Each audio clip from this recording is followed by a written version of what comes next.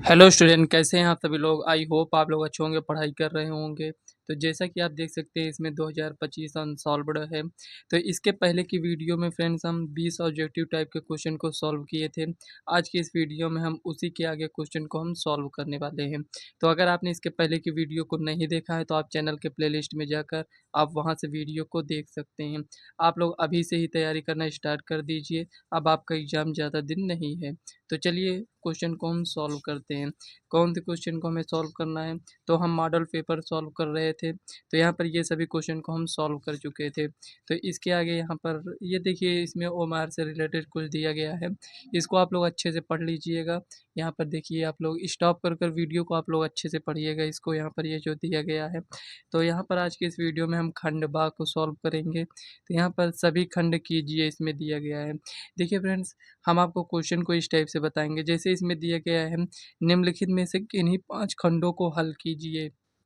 तो कहने का मतलब यहाँ पर फ्रेंड्स 6 क्वेश्चन दिए गए होंगे, हमें उनमें से 5 को सॉल्व करना है।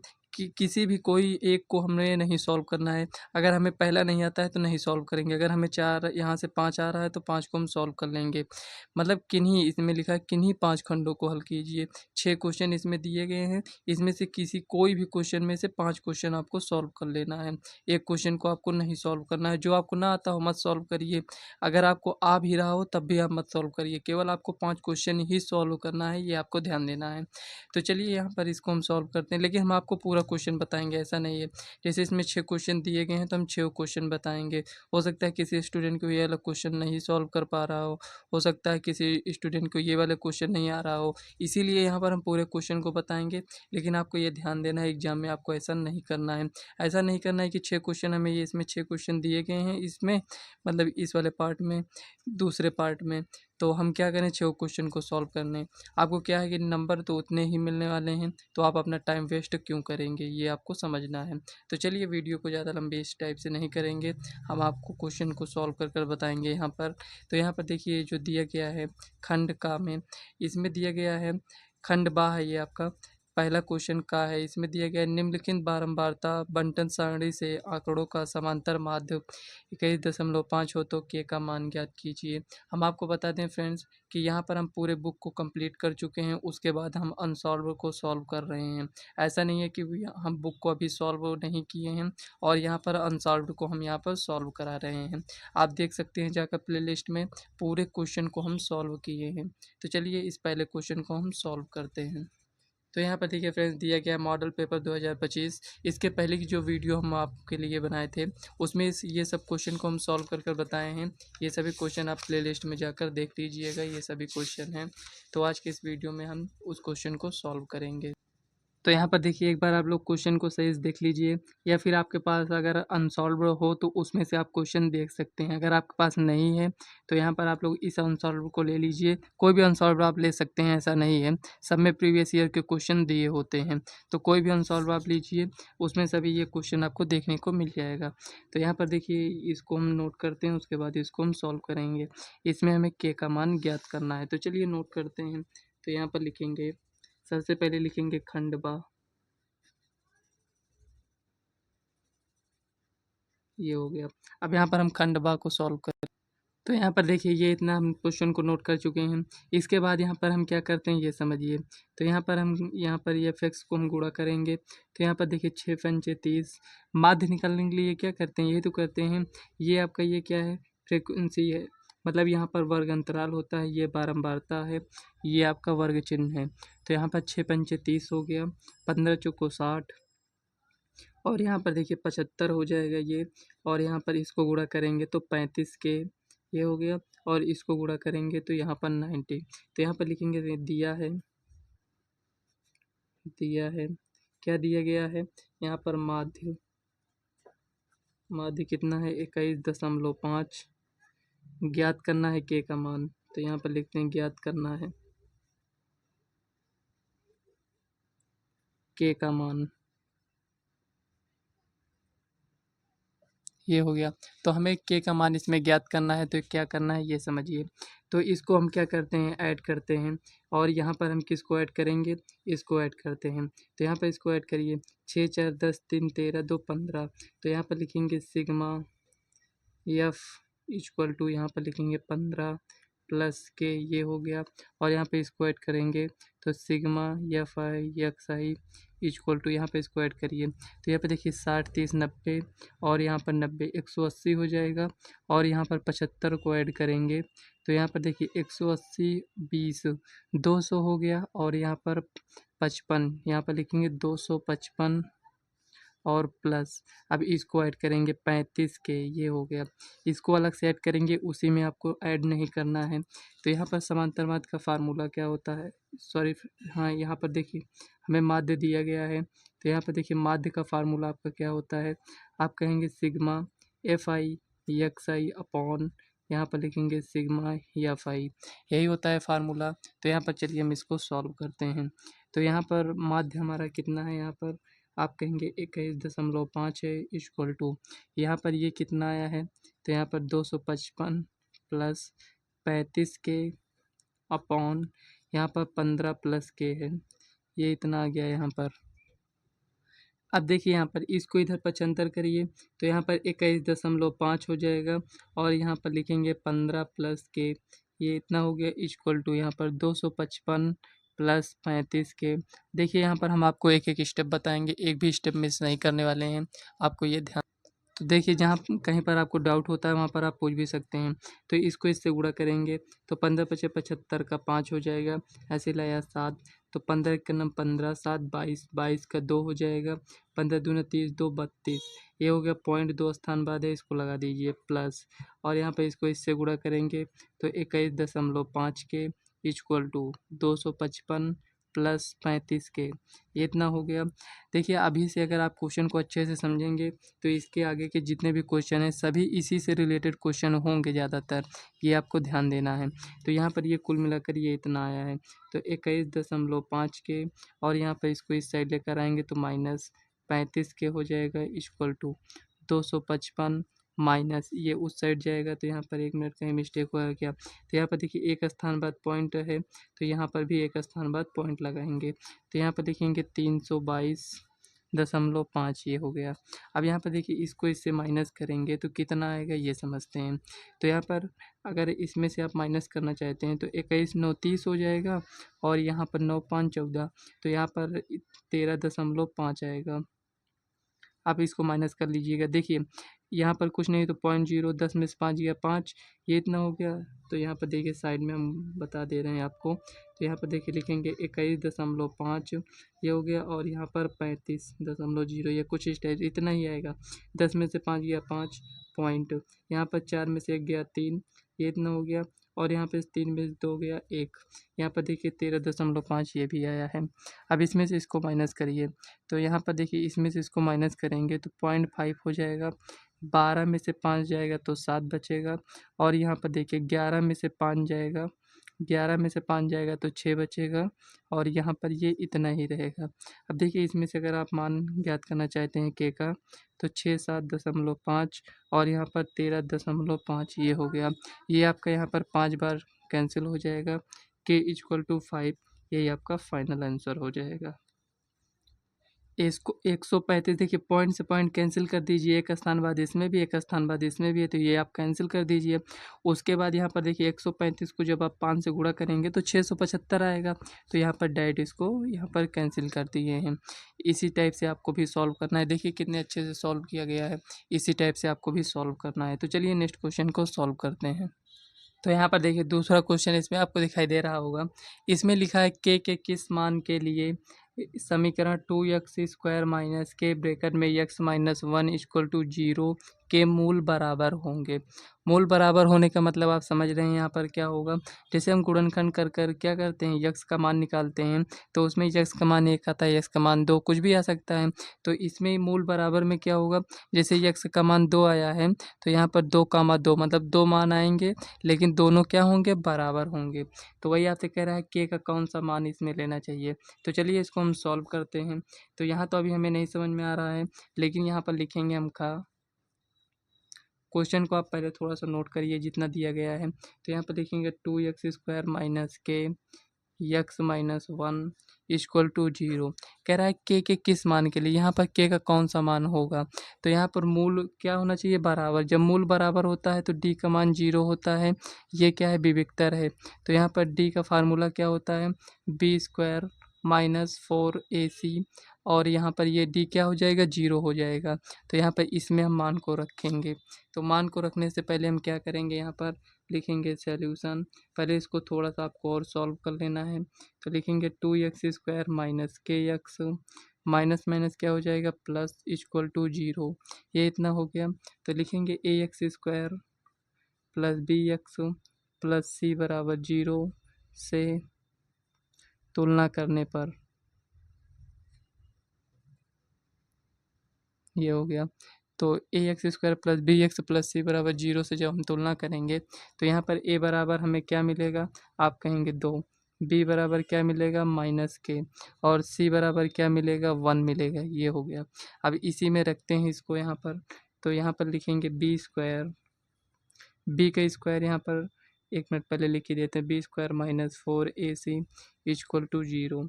तो ये आपका फार्मूला हो गया। यहाँ पर ऐसे बॉक्स में इसको बंद करिए। उसके बाद इसी मान को रखते हैं, b क्या है, -k है। तो -k का आप स्क्वायर करिए, -4 इंटू a कितना है 2, c कितना है 1 इक्वल टू यहाँ पर जीरो। -k का स्क्वायर करेंगे तो k माइनस 4 दूनी 8, तो -8 इक्वल टू जीरो। तो यहाँ पर देखिए के का मान अगर आपको निकालना है तो यहाँ पर के का मान क्या आएगा, आप बता सकते हैं। तो आप कहेंगे के का मान आप निकालना चाहते हैं तो यहाँ पर के का मान 8 आ जाएगा, 95 कर दीजिए। तो यहाँ पर देखिए क्या ये इतना हम सही लिखे हैं, नहीं। तो यहाँ पर देखिए के का स्क्वायर के नहीं होगा, के स्क्वायर हो जाएगा। यहाँ पर ये इतना आ जाएगा। अगर के का मान देखेंगे तो यहाँ पर √8, और यहाँ पर इसको देखें तो यहाँ पर प्लस माइनस यहाँ पर 2√2 लिखेंगे, क्योंकि √8 को हम क्या लिख सकते हैं यहाँ पर 2 इंटू 2 इंटू 2। तो इसका पेयर बन जाएगा, तो इसको बाहर करेंगे और यहाँ पर 2 को यहीं पर रहने देंगे। तो यही आपका फाइनल आंसर हो जाएगा। इस टाइप से आप क्वेश्चन को सॉल्व कर सकते हैं। तो चलिए नेक्स्ट क्वेश्चन देखते हैं क्या दिया गया है, यहाँ पर देख लेते हैं। इसमें दिया गया है आपके यहाँ पर ग नंबर क्वेश्चन में, एक वृत्त के चतुर्थांश का क्षेत्रफल ज्ञात कीजिए जिसकी परिधि यहाँ पर 44 सेंटीमीटर है। तो यहाँ पर देखिए हमें वृत्त के चतुर्थांश का क्षेत्रफल ज्ञात करना है और इसकी परिधि हमें दिया गया है 44 सेंटीमीटर। जो दिया गया है ये किस लिए दिया गया है, इससे हमें कुछ न कुछ मान मिलेगा। जैसे यहाँ पर ये परिधि किसका परिधि दिया गया है, वृत्त की परिधि दिया गया है, इससे हमें त्रिज्या मिल जाएगा। तो यहाँ पर हम लिखेंगे ग नंबर आपका ये क्वेश्चन है, तो लिखेंगे दिया है, पूरा क्वेश्चन आपको नोट नहीं करना है, दिया है वृत्त की परिधि, लेकिन आपको कुछ इस टाइप से तो नोट करना ही होगा। वृत्त की परिधि कितना दिया गया है, 44 सेंटीमीटर। ये हो गया। लिखेंगे ज्ञात करना है, क्या ज्ञात करना है, वृत्त के चतुर्थांश का क्षेत्रफल, चतुर्थांश का क्षेत्रफल ये हमें ज्ञात करना है। ये हो गया। अब चलिए इसको सॉल्व करते हैं। तो यहाँ पर लिखेंगे, सबसे पहले हम क्या करेंगे ये समझिए। सबसे पहले जो दिया गया उसी का फार्मूला लगाएंगे। लिखेंगे वृत्त की परिधि, वृत्त की परिधि कितना दिया गया है यहाँ पर 44 सेंटीमीटर। ये दिया गया। वृत्त की परिधि का फार्मूला क्या होता है, 2πr। इसका मतलब ये जो 2πr है ये इसी के बराबर है। यहाँ पर इतना आपको समझ में आया। अब यहाँ पर देखिए 2 into 22/7 into r equal to यहाँ पर 44। यहाँ पर आपको थोड़ा सा हम बताएंगे। यहाँ पर देखिए ऊपर का ऊपर से कैंसिल करते हैं अगर बराबर की साइड है, लेकिन गुणे में होना चाहिए। ऐसा नहीं मत करना कि यहाँ पर प्लस माइनस लगा हो आप कैंसिल करनी, ऐसा नहीं करना है, गुणा होना चाहिए। यहाँ पर ऊपर का ऊपर के साथ कैंसिल होगा, बट्टे में जो होगा बट्टे के साथ कैंसिल हो जाता है। तो यहाँ पर देखिए इसको कैंसिल करेंगे तो 22 आएगा, और यहाँ पर देखिए इससे कैंसिल करेंगे तो यहाँ पर 1 बचेगा। तो r इक्वल टू यहाँ पर कितना आया, आप कहेंगे r इक्वल टू यहाँ पर 7 सेंटीमीटर आ चुका है। वृत्त के चतुर्थांश का क्षेत्रफल, तो यहाँ पर 1 मिनट, यहाँ पर थोड़ा हम ऐसे बनाने का ट्राई करते हैं। यहाँ पर देखिए ये कुछ इस टाइप से वृत्त बन गया। इसके वृत्त के चतुर्थांश का क्षेत्रफल मतलब कि ये आपसे इसका क्षेत्रफल पूछ रहा है। जैसे इसमें 4 भाग हैं तो 1 भाग का क्षेत्रफल आपसे पूछ रहा है। तो यहाँ पर आपसे 1 भाग का क्षेत्रफल पूछ रहा है, तो क्या इसमें कितने भाग हैं? 1, 2, 3, 4। तो पूरे का क्या होगा? पाई आर स्क्वायर। हमें 1 भाग का बताना है तो 4 से भाग कर देंगे। 1 भाग का बताना है तो 4 से भाग करेंगे। इस टाइप से आप इसको कर सकते हैं। जैसे हमें 2 का बताना होता है इसमें, तो उसको हम कैसे सॉल्व करते हैं? यहाँ पर 1 का बताना है तो 1 से गुणा किए हैं, 2 का बताना होता है 2 से, लेकिन हमें चतुर्थांश का क्षेत्रफल बताना है, तो यहाँ पर हम लिखेंगे वृत्त के चतुर्थांश का क्षेत्रफल ये हो गया। वृत्त के चतुर्थांश का क्षेत्रफल क्या हो जाएगा? पाई आर स्क्वायर बट्टे में 4 हो जाएगा। बस अब आपको इसमें वैल्यू को रखकर सॉल्व कर लेना है। तो यहाँ पर पाई के स्थान पर लिखेंगे 22/7 इंटू आर के स्थान पर 7 इंटू 7, ये हो गया। बट्टे में 4 लिखा है तो 4 लिखा रहने दीजिए। इससे ये कैंसिल हो जाएगा, 2 दूनी 4, इससे ये कैंसिल। तो यहाँ पर 11 को 7 से गुणा करेंगे तो 77/2। यहाँ पर CM स्क्वायर क्षेत्रफल निकाल रहे हैं, तो यही आपका फाइनल आंसर हो जाएगा। इस टाइप से आप क्वेश्चन को सॉल्व कर सकते हैं। अगर फ्रेंड्स इसी तरह आप स्टार्टिंग से एंड तक इसी तरह अगर हमारे साथ जुड़े रहें तो आपके मैथ को डर को हम ख़त्म कर देंगे, ये आपको ध्यान देना है। हम आपको एकदम डिटेल से बताएंगे, कोई भी टॉपिक ऐसा नहीं होगा कि हम ऐसे बिना बताए यहाँ पर लिख दें, ऐसा आपके साथ बिल्कुल नहीं करेंगे, ये आपको ध्यान देना है। लेकिन इसके लिए आपको क्या करना होगा, आपको भी ये बनता है कि यहाँ पर जैसे हम वीडियो बना रहे हैं इसको, तो आपको देखना ही नहीं है, आपको क्या करना है, खुद से भी प्रैक्टिस करना है।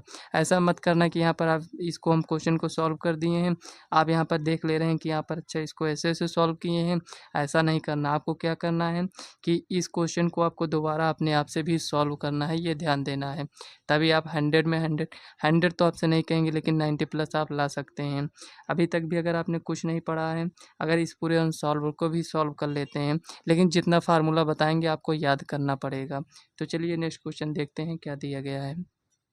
तो यहाँ पर देखिए घ नंबर इसमें दिया गया है, सिद्ध कीजिए कि 5 प्लस रूट 3 एक अपरिमेय संख्या है। देखिए जो क्वेश्चन आप इसमें देख रहे हैं इसी टाइप से इसमें एग्जाम में क्वेश्चन आता है। ये तो मॉडल पेपर है, जो इसके बाद के जितने भी आएंगे वो सभी प्रीवियस ईयर क्वेश्चन होंगे, उसमें भी आप देखेंगे इसी टाइप से उसमें क्वेश्चन पूछे गए हैं। तो यहाँ पर चलिए इसको हम सिद्ध करते हैं। कह रहा है सिद्ध कीजिए कि 5 प्लस रूट 3 एक अपरिमेय संख्या है। इसको कुछ इस टाइप से न देकर आपसे दूसरे टाइप से भी ये पूछ सकता है। कहेगा कि सिद्ध कीजिए कि 5 प्लस रूट 3 एक परिमेय संख्या नहीं है। परिमेय संख्या नहीं है कि मतलब क्या हुआ कि अपरिमेय संख्या है, मतलब ऐसे घुमाकर भी यहाँ पर लिख दिया जा सकता है, लेकिन ऐसे आपको नहीं देखना है। आपको ये समझना है कि ये लिखा क्या है। इसमें तो सिंपल से दे दिया गया है कि परिमेय संख्या है, लेकिन क्वेश्चन को थोड़ा घुमाकर ये पूछा जा सकता है कि सिद्ध कीजिए कि 5 प्लस रूट 3 एक परिमेय संख्या नहीं है। ऐसा आगे पूछा गया है, इसलिए हम आपसे यहीं पर आपको बता दे रहे हैं कि आप यहाँ पर समझ जाएँ। तो चलिए इसको हम सॉल्व करते हैं। तो यहाँ पर देखिए जैसा कि इसमें देख सकते हैं, इसमें लिखा है सिद्ध करना है 5 प्लस रूट 3 एक अपरिमेय संख्या, आपको इतना ऐसे लिख लेना है। तो यहाँ पर चलिए इसको सॉल्व करने के लिए क्या किया जाता है ये समझिए। तो यहाँ पर देखिए 5 प्लस रूट 3 दिया गया है, तो यहाँ पर लिखेंगे माना, इसका अपोजिट मानेंगे, हमें सिद्ध क्या करना है, परिमेय सिद्ध करना है। तो यहाँ पर इसका अपोजिट मानेंगे, माना 5 प्लस रूट 3 एक परिमेय संख्या है,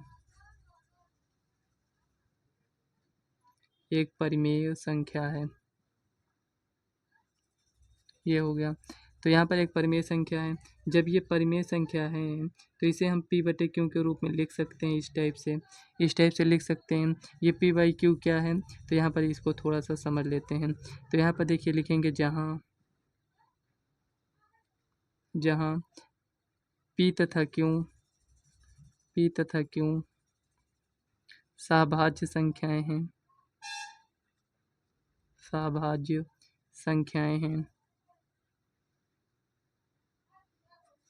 हैं तथा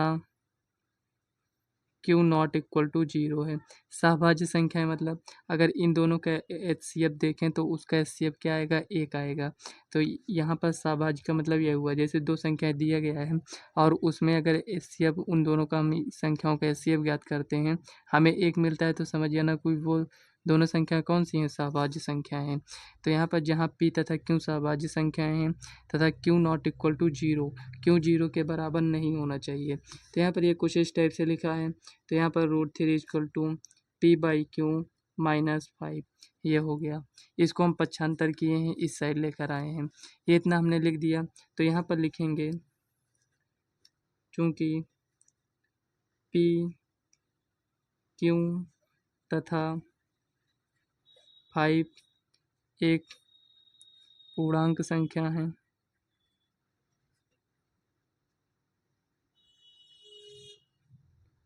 तथा यह एक परिमेय संख्या होगी। परिमेय संख्या होगी, अतः यहाँ पर लिखेंगे √3। जब ये परिमेय संख्या है और इसके बराबर में ये भी दिया है तो यहाँ पर लिखें अतः √3 भी एक परिमेय संख्या होगी। परिमेय संख्या होगी, ये हो गया। अब देखिए यहाँ पर आपको थोड़ा-सा ध्यान देना है। ये जो इतना लिख रहे हैं ना, ये आपको खुद ही याद हो जाएगा। जब आप 2 से 3 बार इसको सॉल्व करेंगे तो याद हो जाएगा। देखिए अभी जितना हम आपको बता रहे हैं इतना आप सॉल्व करिए। ये ऐसा नहीं है कि इसी सेट में आया है, ये आपको हर एक सेट में देखने को मिलेगा। तो यहाँ पर p, q तथा 5 एक पूर्णांक संख्या है तथा यह एक परिमेय संख्या होगी और अतः √3 भी एक परिमेय संख्या होगी। यहाँ पर लिखेंगे परंतु ये √3 परिमेय संख्या है, नहीं है, अपरिमेय है। तो यहाँ पर लिखेंगे परंतु इससे हमें विरोधाभास प्राप्त होता है।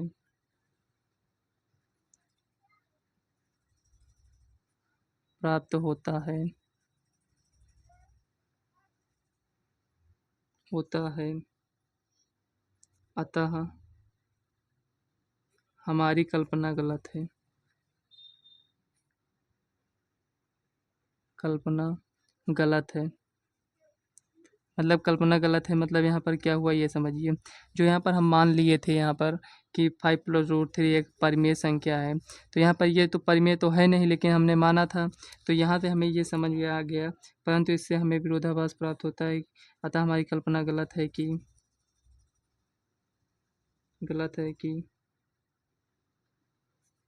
5 + √3 एक परिमेय संख्या है।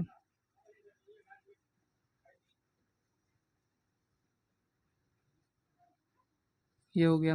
यहाँ पर लिखेंगे अतः 5 + √3 एक अपरिमेय संख्या है।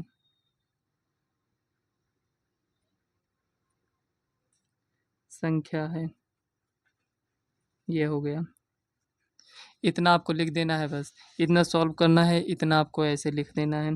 सॉल्व आपको इतना करना है और इतना आपको यहाँ पर देखिए, आप आपको रटना नहीं है, ऐसा नहीं करना है कि यहाँ पर जितना हम लिख दिए हैं आप भी इतना ही लिखिए। तो यहाँ पर केवल आपको समझना है कि यहाँ पर हम किस टाइप से लिखे हैं। ऐसा नहीं है कि यहाँ पर इस क्वेश्चन में हम इस टाइप से लिखे हैं तो अगले क्वेश्चन में भी इसी टाइप से लिखेंगे। आप इसको समझे रहिए, आप अपने तरीके से इसको लिख सकते हैं। तो यहाँ पर ये घ नंबर क्वेश्चन आपका कंप्लीट हो चुका है। तो यहाँ पर लिख देना आपको लास्ट में प्रूव्ड, ये हो चुका है। अब चलिए नेक्स्ट क्वेश्चन को नोट करते हैं, उसके बाद उसको हम सॉल्व करते हैं। तो यहाँ पर देखिए ये जो क्वेश्चन इसमें दिया गया है, अंगा वाला क्वेश्चन, इसमें दिया गया ऐसी दो संख्याएं ज्ञात कीजिए। हमें ऐसी दो संख्याओं को ज्ञात करना है जिनका योग 27 हो और गुणनफल 182 हो। तो यहाँ पर आप कहेंगे 28 लिखा है, 27 क्यों पढ़ रहे हो? तो यहाँ पर देखिए ये जो यहाँ पर 8 लिखा है, ये क्वेश्चन में मिसप्रिंट है। यहाँ पर ये 27 होना चाहिए था, लेकिन इसमें 28 लिखा है। तो यहाँ पर लिखेंगे जिनका योग 27 हो और गुणनफल 182 हो।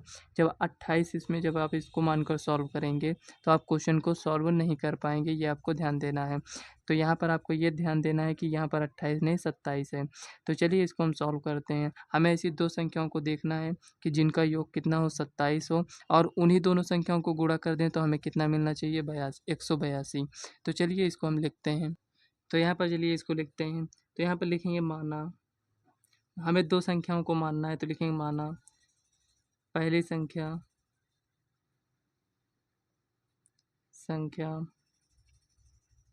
यक्स है तथा दूसरी संख्या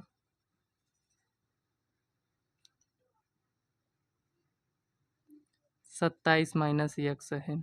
ये हो गया, यक्स है और 27 माइनस यक्स है। मतलब देखिए पहली संख्या यक्स है और दूसरी संख्या 27 माइनस यक्स है। आप जब दोनों संख्याओं को ऐड करेंगे तो यहाँ पर आप 27 देंगे, क्योंकि ये प्लस में ये माइनस कैंसिल हो जाएगा, बचेगा कितना, 27 ही तो बचेगा। तो यहाँ पर दो संख्या हमें ये मिल चुका है। अब क्वेश्चन में क्या कह रहा है ये समझिए।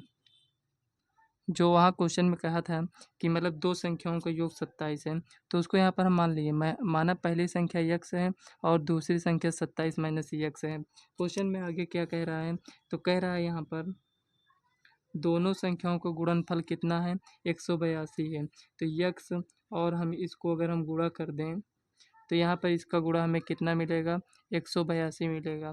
तो चलिए इसको सॉल्व करते हैं। तो इसको इससे गुणा करेंगे तो 27 x minus x square equal to 182 ये आ गया है। अब इसको क्या करेंगे, यहाँ पर पक्षांतर करते हैं।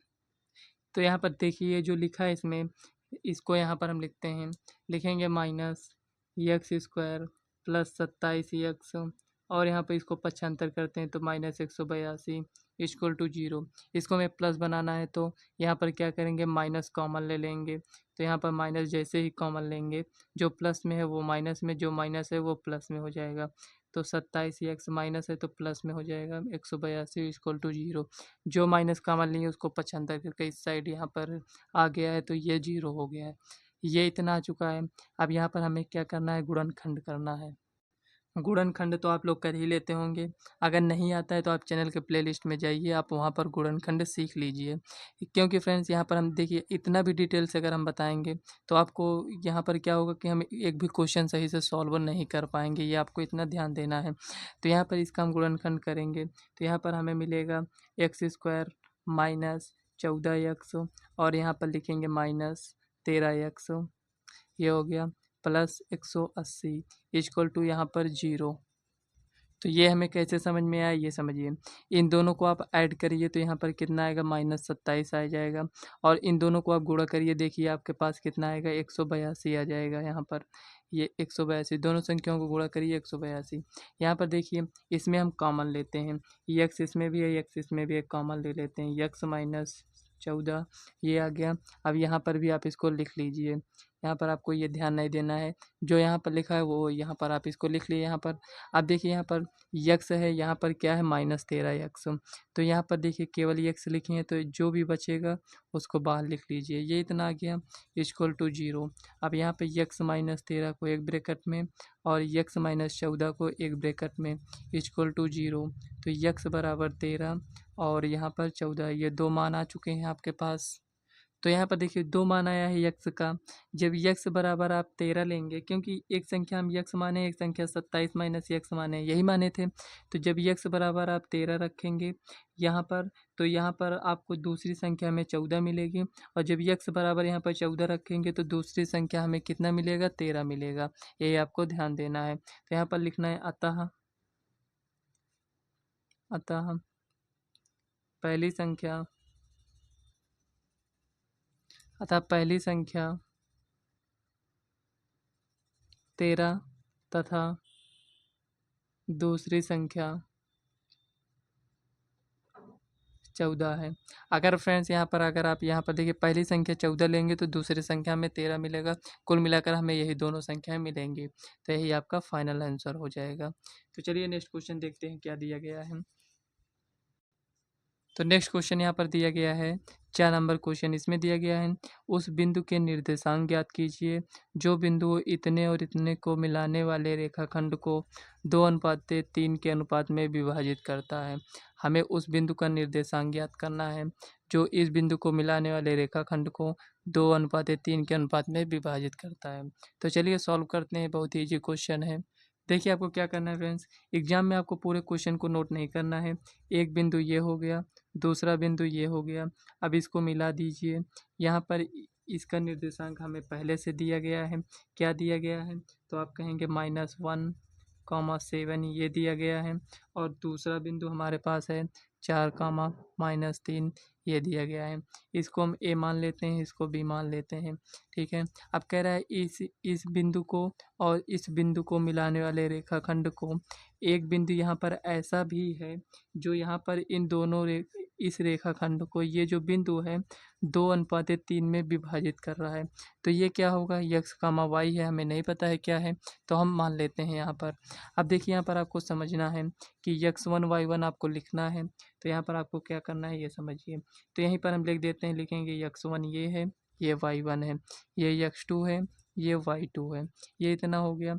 यम का मान यहाँ पर लिख देते हैं, m1 इक्वल टू 2 हो गया, और यहाँ पर लिखेंगे m1 m2 इक्वल टू यहाँ पर 3। अब यहाँ पर फार्मूला लगाएंगे, तो यहाँ पर आपको लिखना है x comma y equal to, यहाँ पर सबसे पहले हम फार्मूला लिखेंगे, उसके बाद सॉल्व करेंगे। फार्मूला क्या होता है, m1 x2 plus m2 x1, ये हो गया बटे में m1 प्लस m2। इसका निर्देशांक ज्ञात करने के लिए यहाँ पर हम इसको, यहाँ पर ये इतना हो गया। अब लिखेंगे m1 y2 plus m2 y1 upon में m1 प्लस m2। ये सभी फार्मूले हैं, इनको आपको क्या करना है, याद करना है। अगर हमें इसका निर्देशांक ज्ञात करना है तो यहाँ पर हमें ये फार्मूले से ज्ञात हो जाएगा। तो चलिए अब यहाँ पर हम ज्ञात करेंगे, यक्स कामा वाई ज्ञात करना है। सब की वैल्यू यहाँ पर दिया गया है, इसी में हम पुट करेंगे। तो m1 कितना दिया गया है, 2 दिया गया है, इंटू x2 कितना है, यहाँ पर 4 है, प्लस m2 कितना है, 3 है, इंटू x1 कितना है, यहाँ पर -1 है। ये हो गया। अब यहाँ पर m1 प्लस m2 मतलब 2 प्लस 3, तो यहाँ पर लिखेंगे 2 प्लस 3 कॉमा, यहाँ पर लिखेंगे m1 कितना है, 2 है, इंटू y2 कितना है, यहाँ पर -3, यहाँ पर लिखेंगे प्लस m2 कितना है, 3, इंटू y1 कितना है, 7। आपको देखना है, जैसे ही बोलें आपको यहाँ पर देखना है कि कहाँ पर कौन सी वैल्यू दिया गया है। तो m1 प्लस m2 कितना है, 2 प्लस 3, ये हो गया। लिखेंगे x comma y equal to, यहाँ पर इसको सॉल्व करिए, तो यहाँ पर आप सॉल्व करेंगे तो 8 आएगा, यहाँ पर -3 हो जाएगा, बटे में क्या है 5, ये हो गया। अब इसको सॉल्व करते हैं, तो -6 और यहाँ पर 70 के 21, तो यहाँ पर लिखेंगे 21/5, ये हो गया कुछ इस टाइप से। तो इसको थोड़ा सा और आगे सॉल्व कर लीजिए यहीं पर। तो यहाँ पर 8 में से 3 गया तो 5/5 है, तो यहाँ पर 1 हो जाएगा।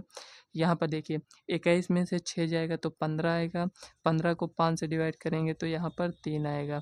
तो यही यक्स कामा वाई जो बिंदु है वो कौन सा है, तो आप कहेंगे 1,3। तो यही आपका फाइनल आंसर हो जाएगा। 2 नंबर आपके कंप्लीट हो चुके हैं। इसी टाइप से सॉल्व करिए, 2 नंबर आपको मिल जाएंगे। तो चलिए नेक्स्ट क्वेश्चन देखते हैं क्या दिया गया है। अब यहाँ पर देखिए, ये जो 4 नंबर वाले प्रश्न हैं, इसमें आप देख सकते हैं कितने प्रश्न दिए गए हैं, 5। अगर 4 नंबर के आप पाँचों प्रश्न को सॉल्व कर लेते हैं तो 20 नंबर आपके कंप्लीट हो जाएंगे। तो यहाँ पर इसके लिए क्या करना होगा, आपको मेहनत करना होगा। तो यहाँ पर देखिए, निम्नलिखित में से किन्हीं 5 खंडों को हल कीजिए। यहाँ पर तो हम सभी 6 खंडों को, मतलब जितने भी क्वेश्चन इसमें दिए गए हैं सभी को सॉल्व करेंगे, लेकिन एग्जाम में आपको जो कहे क्वेश्चन में उतना ही आपको इसी टाइप से उसमें भी लिखा रहेगा, 5 खंडों को हल कीजिए। जो क्वेश्चन आपको आता हो उसको 5 क्वेश्चन को आप सॉल्व कर लीजिएगा। तो यहाँ पर का में दिया गया है, द्विघात बहुपद f(x) equal to 3x square minus x minus 4 के शून्य ज्ञात कीजिए। शून्य को तथा इसके गुणांकों के बीच का संबंध का सत्यापन कीजिए। कहने शून्य मतलब हमें यहाँ पर गुणनखंड करना है। आप सिंपल से ऐसे समझ सकते हैं कि शून्यक हमें ज्ञात करना है, कि मतलब कि यहाँ पर हमें x की वैल्यू को फाइंड करना है। जब वो फाइंड कर लेंगे तो उसके आगे यहाँ पर हमें क्या करना है, शून्य को तथा इसके गुणांकों के बीच के संबंध का सत्यापन करना है। तो चलिए पहले शून्य ज्ञात करते हैं, उसके बाद जो यहाँ पर आगे कह रहा है उसको हम सॉल्व करेंगे। देखिए फ्रेंड्स, यहाँ पर इसको हमें जीरो दिखाने के लिए हमें क्या करना होगा, f(x) को यहाँ पर शून्य ज्ञात करने के लिए f(x) को 0 के बराबर होना पड़ेगा। तो यहाँ पर x square minus x minus 4 equal to यहाँ पर 0। ये इतना आपको समझ में आया। अब यहाँ पर इसको हम क्या करेंगे, इसका हम गुणनखंड करेंगे। तो 4 3 12, मतलब हमें 2 संख्या ऐसी लेनी होती है कि उन दोनों को हम गुणा करें तो 12 मिल जाए, उन दोनों को घटाएं या जोड़ें तो हमें यहाँ पर -1 आना चाहिए। तो यहाँ पर देखिए कौन सी ऐसी संख्या हैं, 4 3 12, यही दोनों संख्या हमें मिल गया यहाँ पर। तो लिखेंगे 3x स्क्वायर माइनस 4x, यहाँ पर लिखेंगे प्लस 3x -4 इक्वल टू यहाँ पर 0। इन दोनों को गुणा करेंगे तो 12 मिलेगा। इन्हीं दोनों संख्याओं को जोड़ें या घटाएं तो हमें क्या मिलेगा? माइनस। देखिए 4 में से 3 गया, यहाँ पर ये इतना आएगा। आपको ध्यान देना है यहाँ पर माइनस, यहाँ पर प्लस। ऐसा नहीं करना है कि यहाँ पर प्लस कर दीजिए, यहाँ पर माइनस, क्योंकि हमें घटाने पर यहाँ पर कितना आना चाहिए? माइनस में वैल्यू आना चाहिए। ठीक है, क्योंकि यहाँ पर भी माइनस लिखेंगे तब भी आप घटा लेंगे, लेकिन वह यहाँ पर क्या आ जाएगा? प्लस आ जाएगा। तो ये सब बातें आपको ध्यान देनी है। ये 4 नंबर का क्वेश्चन है, तो उसी टाइप से आपको सॉल्व भी करना है। तो यहाँ पर ये इतना दिया गया है। क्या कॉमन है? एक्स कॉमन ले लेते हैं, तो यहाँ पर बचेगा 3x-4। यहाँ पर 3x-4 है, तो यहाँ पर भी हम इसको लिख लेंगे 3x-4। यहाँ पर क्या लिखा है? 3x-4, तो इसको यहाँ पर लिख लिए हैं। यहाँ पर प्लस है तो प्लस लिखेंगे। यहाँ पर देखिए कुछ भी नहीं बच रहा है, तो यहाँ पर 1 लिख देंगे। तो यहाँ पर लिखेंगे x+1 और यहाँ पर लिखेंगे 3x-4 इक्वल टू हमें 0 के बराबर इसको दिखाना है। तो यहाँ पर x इक्वल टू 1 हो जाएगा। इसको दिखाएंगे, इसको 75 करेंगे तो ये 4 हो जाएगा, मतलब कि x का मान 4/3 इतना ही होगा। 75 करेंगे तो प्लस में हो जाएगा। x का मान ज्ञात करना, गुणे में है तो बट्टे में आ जाएगा। ये कुछ इस टाइप से यहाँ पर आ चुका है। तो x बराबर 1, x बराबर 4/3। एक को हम क्या करेंगे? अल्फ़ा मानेंगे, अल्फ़ा इक्वल टू 1। एक को हम बीटा मानेंगे, यहाँ पर 4/3 ये हो गया, इतना आ गया। हमें शून्य ज्ञात करना था, तो शून्य यहाँ पर हम इसको ज्ञात कर चुके हैं। तो यहाँ पर शून्य ज्ञात हो गया। अब यहाँ पर हमें क्या करना है? शून्य को तथा गुणांकों के बीच हमें संबंध दिखाना है। शून्य को तथा गुणांकों के बीच संबंध हम कैसे दिखाएंगे, ये समझते हैं। तो यहाँ पर आपको क्या करना है? थोड़ा सा यहाँ से आपको ऐसे ऐसे यहाँ पर लिखना है। लिखेंगे 3x² minus x-4 equal to 0। तो यहाँ पर लिखेंगे ax² plus bx plus c बराबर 0 से तुलना करने पर ये हो गया।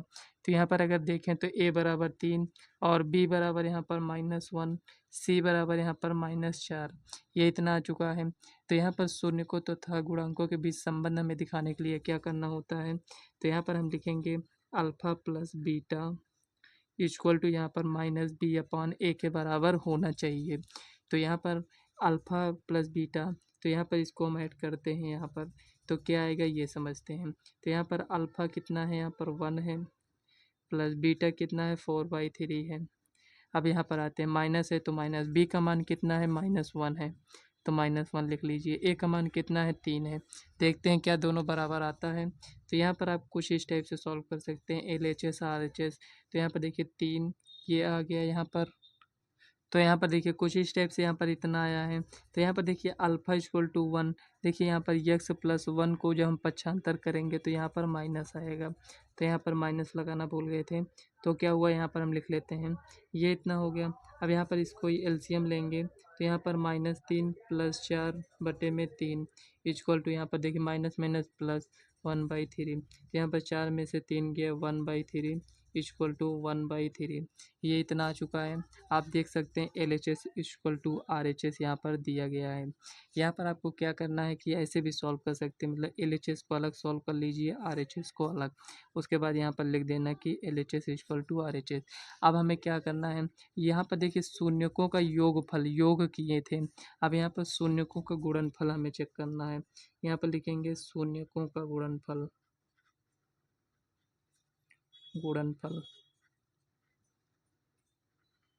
उसको चेक करने के लिए हम क्या करेंगे? लिखेंगे अल्फ़ा इंटू बीटा, यहाँ पर लिखते हैं LHS। तो देखिए अल्फ़ा इंटू बीटा, अल्फ़ा कितना है? -1, बीटा कितना है? 4/3, ये हो गया -4/3, ये कितना आया है? इतना आया है। अब RHS को सॉल्व करेंगे। अल्फ़ा इंटू बीटा, देखिए मेन फार्मूला ये होता है, अल्फ़ा इंटू बीटा C/A होता है। तो इसी पर हम इसको एक बार इसमें हम वैल्यू को रख कर चेक किए तो -4/3। अब C/A देखते हैं क्या सही आता है। C कितना है? -4 है। ए कितना है? यहाँ पर 3 है। देखिए क्या दोनों सेम आया है? तो आप कहेंगे दोनों सेम आया है। एक बार में आपको नहीं समझ में आएगा, आपको दोबारा वीडियो को देखना है। तो यहाँ पर देखिए LHS इक्वल टू RHS यहाँ पर प्रूव्ड हो चुका है। ये क्वेश्चन आपका सॉल्व हो चुका है। इसी टाइप से सॉल्व करना है और 4 नंबर आपको मिलेंगे। तो चलिए नेक्स्ट क्वेश्चन को देखते हैं क्या दिया गया है। तो यहाँ पर देखिए एक बात यहाँ पर आपको हम बताएं, जब यहाँ पर हम -1 नहीं लिखे थे, यहाँ पर हम भूल गए थे नहीं लिखे थे। अब यहाँ पर हमको कैसे समझ में आया ये समझिए, क्योंकि हमें पता है कि अल्फ़ा प्लस बीटा बराबर -b/a होता है। तो यहाँ पर ये दोनों जब हम सॉल्व करेंगे तो हमें बराबर मिलेगा, ये तो हमें पहले से पता है। लेकिन जब यहाँ पर 1 था तो यहाँ पर 3 हो गया प्लस 4, ये तो 7 आ रहा था। तो यहीं से हमें समझ में आ गया था कहीं न कहीं हम मिस्टेक किए हैं। तो यहाँ पर हम क्या किए, दोबारा चेक किए। तो इसी तरह जब आप भी बहुत सारे क्वेश्चन को सॉल्व करेंगे तो खुद ही आपको समझ में आने लगेगा कि क्या कहीं हमने मिस्टेक किया है, तो उसको खुद ही आप इम्प्रूव कर लेंगे।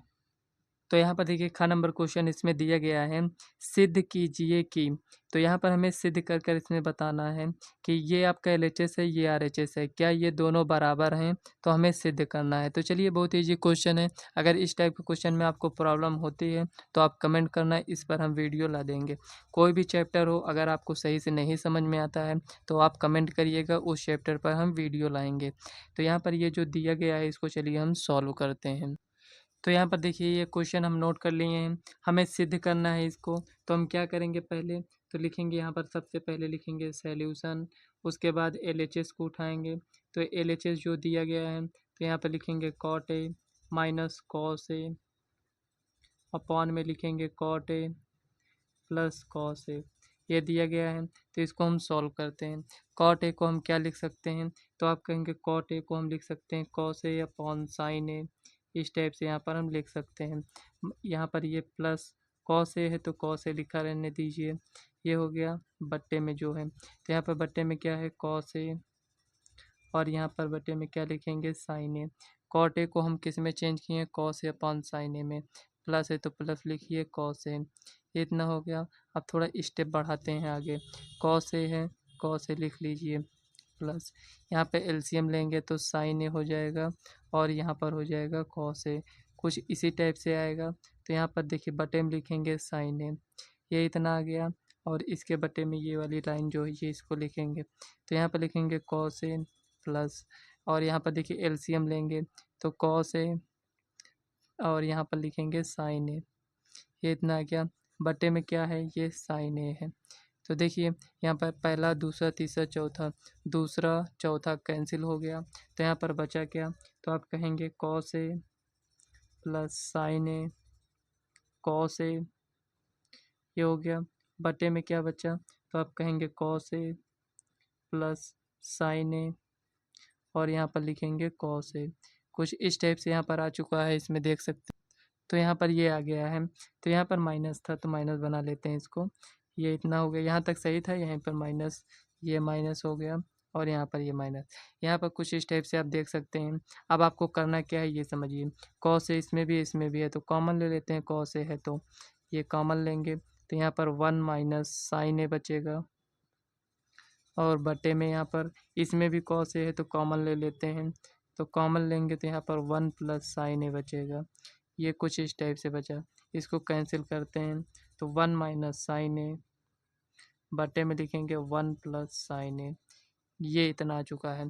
क्या ये इसके बराबर आया, आप कहेंगे नहीं आया है इसके बराबर। क्या ये इसके बराबर आया, अभी नहीं आया। तो यहाँ पर हम क्या करेंगे, इसके आगे सॉल्व करते हैं। तो 1 माइनस साइन ए को यहाँ पर देखिए आप देख सकते हैं कॉसेक के दिया गया है, तो इसे में कॉसेक के बनाना है। तो यहाँ पर हम क्या करेंगे, 1 अपॉन कॉसेक के लिख देंगे, कॉसेक के, ये इतना हो गया बटे में 1 प्लस 1 अपॉन कॉसेक के, ये हो गया। अब यहाँ पर इसको हम सॉल्व करते हैं तो ये इस साइड आएगा, तो यहाँ पर हो जाएगा कॉसेक के, मतलब एलसीएम ले रहे हैं, -1 अपॉन में क्या है कॉसेक के, ये हो गया। उसके बाद यहाँ पर देखिए बटे में कॉसेक के प्लस 1 अपॉन कॉसेक के, ये कुछ इस टाइप से आ गया। इससे ये कैंसिल हो जाएगा, बचेगा क्या, कॉसेक के -1 अपॉन में क्या है, ये है, तो लिखेंगे कॉसेक के +1। क्या हमें जो प्रूव करना था वही आ गया है। तो यहाँ पर आप देख सकते हैं जो हमें प्रूव करना था वो मिल चुका है। तो इसका मतलब यहाँ पर हम लिखेंगे LHS इक्वल टू RHS, यहाँ पर लिखेंगे प्रूव्ड। ये इस टाइप से आपको लिख लेना है। इसी टाइप से आपको क्वेश्चन को सॉल्व करना है। करना क्या था, कुछ नहीं करना था इसमें, केवल आपको चेंज ही तो करना था। कॉट ए को यहाँ पर हमें कॉ से साइन ए में, कैसे समझ में आया कि इसमें चेंज करना है।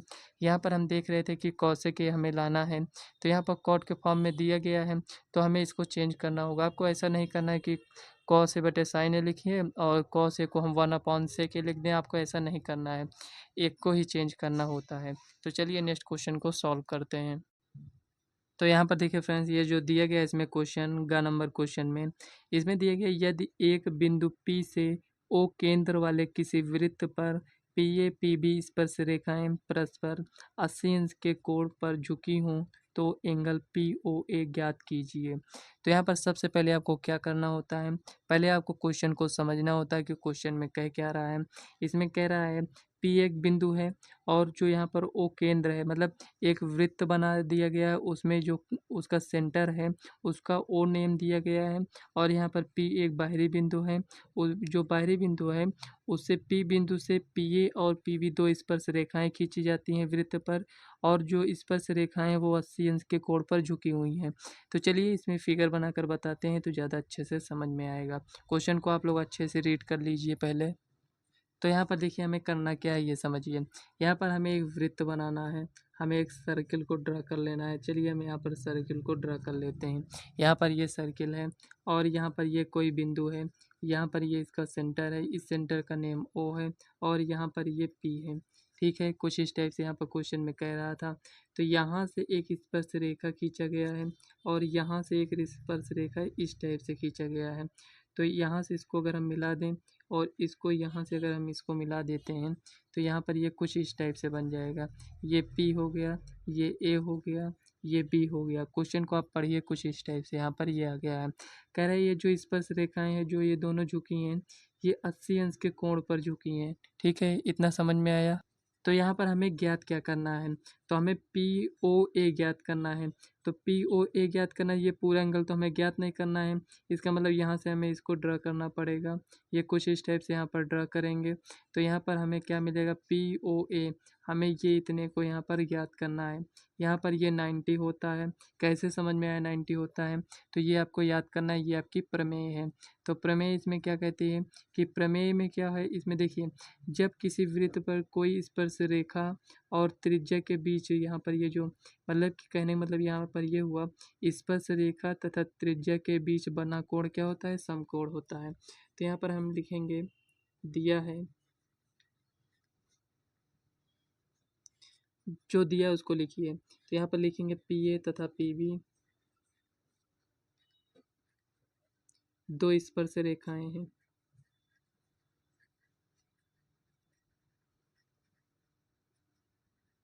ये हो गया। और इसमें ये जो दिया गया है तो यहाँ पर हम लिख लेते हैं बी पी ओ, ऐसे लिख लेते हैं। Angle B P O equal to यहाँ पर 80 है। यहाँ पर लिखेंगे ज्ञात करना है, हमें ज्ञात क्या करना है उसको लिखना है। तो ज्ञात क्या करना है, तो हमें ज्ञात करना है एंगल पी ओ ए, हमें ज्ञात करना है। यहाँ पर सबसे पहले यहाँ पर देखिए, इस एंगल को ज्ञात करने से पहले हमें क्या करना होगा ये समझिए। यहाँ पर आपको दो त्रिभुज दिख रहे हो, एक त्रिभुज ये, एक त्रिभुज ये। तो हमें क्या करना है, लिखना है त्रिभुज। यहाँ पर लिखेंगे पी बी ओ या ओ बी पी। तो यहाँ पर लिखते हैं पी बी ओ तथा त्रिभुज, यहाँ पर पी बी ओ ना, तो यहाँ पर लिखेंगे पी ए ओ। तो यहाँ पर लिखेंगे पी ए ओ में, ऐसा नहीं करना है, कोई भी आप नेम ले लीजिए। यहाँ पर देखिए ओ बी पी लेंगे और इधर से पी ए ओ लेंगे तो ये आपका गलत हो जाएगा। यहाँ से स्टार्ट किए, इधर से यहाँ पर 90 से गए हैं तो यहाँ पर भी 90 से ही जाएंगे। ये इतना हो गया। अब यहाँ पर हमें इसको सर्वांगसम दिखाना है। सर्वांगसम दिखाएंगे तो यहाँ पर लिखेंगे angle A equal to angle B, ये हो गया। अब यहाँ पर इसको तो हम लिख दिए हैं, लेकिन हमें रीजन भी देना होगा। तो चलिए यहाँ पर हम रीजन दे देते हैं। तो यहाँ पर लिखेंगे किसी वृत्त पर स्पर्श रेखा तथा त्रिज्या के बीच बना कोण समकोण होता है, समकोण होता है। ये दोनों क्यों बराबर हैं, यहाँ पर आपको रीजन मिल चुका होगा। ये आ गया, ये इतना आ गया। अब यहाँ पर लिखेंगे O B equal to O A, क्यों बराबर है, त्रिज्या है, ये हो गया। और यहाँ पर ओ ए इक्वल टू ओ ए लिख सकते हैं, ओ ए इक्वल टू ओ ए। तो यहाँ पर ओ ए इक्वल टू ए क्यों लिखेंगे, यहाँ पर लिख सकते हैं उभयनिष्ठ है, ये आ गया। अब यहाँ पर आप इतना कुछ यहाँ पर लिख चुके हैं, तो यहाँ पर आप लिख सकते हैं त्रिभुज पी बी ओ क्या होगा, सर्वांग सम होगा। त्रिभुज पी ए ओ के यहाँ पर ये जब सर्वांग सम होगा तो यहाँ पर हम कह सकते हैं कि ये जो एंगल होगा ये दोनों आपके बराबर होंगे। मतलब कि यहाँ पर लिख सकते हैं angle P O A equal to angle, यहाँ पर लिखेंगे पी ओ और यहाँ पर लिखेंगे एंगल पी ओ बी। ये क्या है, दोनों बराबर होंगे क्योंकि सर्वांगसम है। तो यहाँ पर ये एंगल इसके बराबर हो जाएगा, ये इसके बराबर हो जाएगा। यहाँ पर ये जो है ये आधा आधे के बराबर हो जाएगा, मतलब ये 80 है तो यहाँ पर ये जो है यहाँ पर 40-40 में डिवाइड हो जाएगा। कुल मिलाकर इसको ज्ञात करने का रीज़न क्या था ये आप समझ लीजिए अब थोड़ा सा। तो यहाँ पर देखिए, जब हमसे यहाँ पर इसको ज्ञात करने के लिए बोला था, जब तक इसको हम सर्वांगसम दिखाएंगे नहीं और इन दोनों एंगल को बराबर नहीं दिखाएंगे, जब इसको हम सॉल्व करेंगे ना तो ये हमें पूरा एंगल मिलेगा। तो ये पूरा भी एंगल जितना होगा इसको हम आधा नहीं कर सकते हैं क्योंकि हमें कुछ यहाँ पर पता ही नहीं है कि यहाँ पर ये आधा होगा कि नहीं होगा। अब देखिए यहाँ से हमें ये समझ में आ चुका है कि ये आधा होगा। तो यहाँ पर लिखेंगे, यहाँ पर आपको ये चतुर्भुज दिख रहा होगा, दिख रहा है कि नहीं दिख रहा है, ओ ए पी बी। तो लिखेंगे चतुर्भुज ओ ए पी बी में। देखिए फ्रेंड्स, आपको क्वेश्चन को रटना नहीं है, अगर आप रटेंगे तो समझ में नहीं आएगा, ये आपको ध्यान देना है। त्रिभुज ओ ए पी बी में तो यहाँ पर लिखेंगे angle P plus angle A plus angle B plus angle O. पूरे एंगल को ज्ञात करते हैं उसके बाद हाफ कर देंगे तो इक्वल टू कितना होगा 360। तो एंगल पी कितना है 80 है, एंगल ए कितना है 90 है, प्लस एंगल पी कितना है, एक मिनट दो बार लिख दिए क्या, एंगल पी ए और यहाँ पर हमें बी लिखना था तो यहाँ 90 प्लस एंगल ओ हमें नहीं ज्ञात है तो हमें ज्ञात करना है। ये हो गया, इसको ऐड करिए तो यहाँ पर देखिए 9 9 18 9 3 27 मतलब कि 260 आ चुका है, plus angle O equal to 360, angle O equal to यहाँ पर 360 माइनस और यहाँ पर लिखेंगे 260, ये इतना हो गया। तो यहाँ पर लिखेंगे एंगल ओ इक्वल टू यहाँ पर 100, ये हो गया। और हमें ज्ञात क्या करना है, तो यहाँ पर हमें पी ओ ए ज्ञात करना है। तो यहाँ पर इसका अगर आधा कर देते हैं तो लिखेंगे angle P O A equal to angle O का आधा, मतलब कि एंगल ओ जितना भी होगा 100 का आधा कितना हो जाएगा 50। तो यहाँ पर लिखेंगे angle P O A equal to यहाँ पर 50 है, यही आपका फाइनल आंसर हो जाएगा। 4 नंबर का प्रश्न था, आपको इसी टाइप से सॉल्व करना होगा तभी आपको फुल मार्क्स मिलने वाले हैं। इसमें हम किए क्या, कुछ भी नहीं किए हैं, केवल आपको थोड़ा सा अगर समझ में आ रहा होगा तो आप यहाँ पर खुद ही समझ गए होंगे। इतना तो आप सॉल्व कर लेंगे, अपने से भी सॉल्व कर लेंगे। यहाँ पर ये जो यहाँ पर सर्वांगसम का रूल लगाए हैं, ये अगर आप 9th में पढ़े होंगे तब आपको समझ में आ गया होगा। उसके पहले क्या किए थे, क्वेश्चन ही नोट किए थे। तो यहाँ पर आपको थोड़ा सा समझ लेना है कि कैसे सॉल्व किया गया है। तो चलिए नेक्स्ट क्वेश्चन को सॉल्व करते हैं। तो यहाँ पर देखिए फ्रेंड्स, इसमें ये कौन सा क्वेश्चन सॉल्व किए हैं, घ नंबर। तो यहाँ पर घ नंबर क्वेश्चन आप देखिए, इसमें दिया गया है त्रिभुज पी क्यू आर में जिसका कोण क्यू समकोण है, P R plus Q R equal to 25 centimetre दिया गया है और यहाँ पर P Q equal to 5 centimetre दिया गया है। हमसे कह रहे हैं यहाँ पर sine P cos P tan P, ये तो ज्ञात करना बहुत ही ईजी है, लेकिन यहाँ पर इसको आपको सॉल्व करना होगा तब आपके लिए ईजी होगा।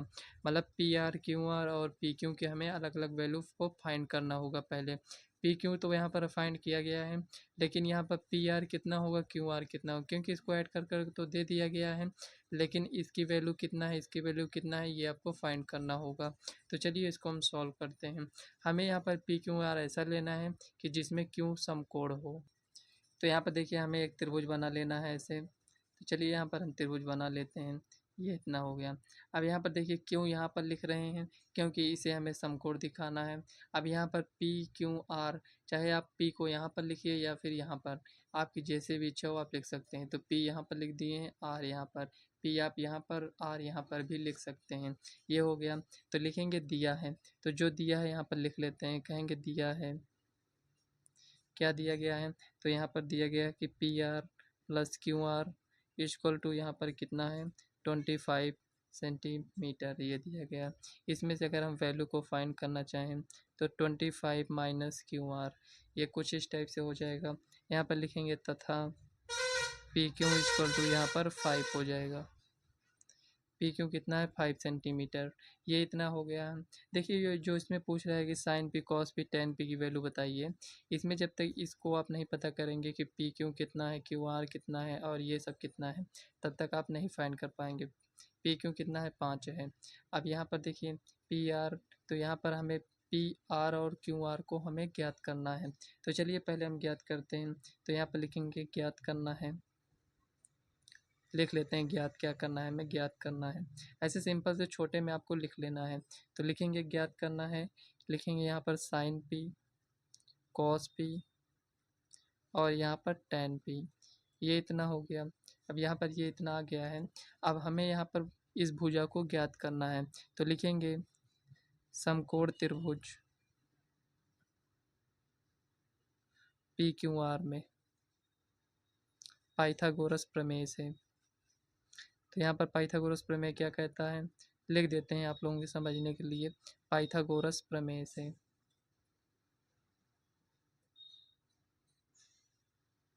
अब देखिए पाइथागोरस प्रमेय कहता है कि कर्ण का स्क्वायर मतलब पी आर का स्क्वायर इक्वल टू होगा पी क्यू के स्क्वायर के प्लस क्यू आर के स्क्वायर के बराबर होगा। पी आर कितना दिया गया है, तो यहाँ पर ये दिया गया है। तो लिखेंगे 25 माइनस क्यू आर, स्क्वायर है तो स्क्वायर कर दीजिए, इक्वल टू यहाँ पर पी क्यू। तो यहाँ पर पी क्यू कहाँ पर है, ये पी क्यू कितना है 5 है, 5 का स्क्वायर प्लस क्यू आर नहीं दिया है, इसको ऐसे ही लिखा रहने दीजिए। ये इतना आ गया है। तो चलिए सॉल्व करते हैं। तो यहाँ पर कुल मिलाकर इसको a माइनस बी का होल स्क्वायर, तो 25 का स्क्वायर प्लस क्यू आर का स्क्वायर, यहाँ पर लिखेंगे -2 इंटू 25 इंटू क्यू आर, ये इतना हो गया इक्वल टू 5 का स्क्वायर कितना होगा 25 प्लस क्यू आर स्क्वायर, ये इतना आ गया। इतना तो आपको समझ में आ ही रहा होगा। आप यहाँ पर देखिए 25 का स्क्वायर कितना होगा 625 प्लस 25 के स्क्वायर नहीं याद है तो 25 को 2 बार मल्टीप्लाई कर लेना, 25 इंटू 25 लिख कर मल्टीप्लाई कर लेना। यहाँ पर प्लस क्यू आर स्क्वायर, ये 25 दूना 50 हो जाएगा। तो यहाँ पर लिखेंगे 50 क्यू आर इक्वल टू यहाँ पर लिखेंगे 25 प्लस क्यू आर स्क्वायर।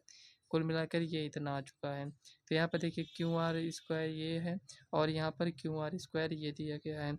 क्या कहीं पर हम मिस्टेक किए हैं, तो यहाँ पर देखिए कहीं पर मिस्टेक नहीं हुआ है, तो इससे यहाँ पर ये कैंसिल हो जाएगा।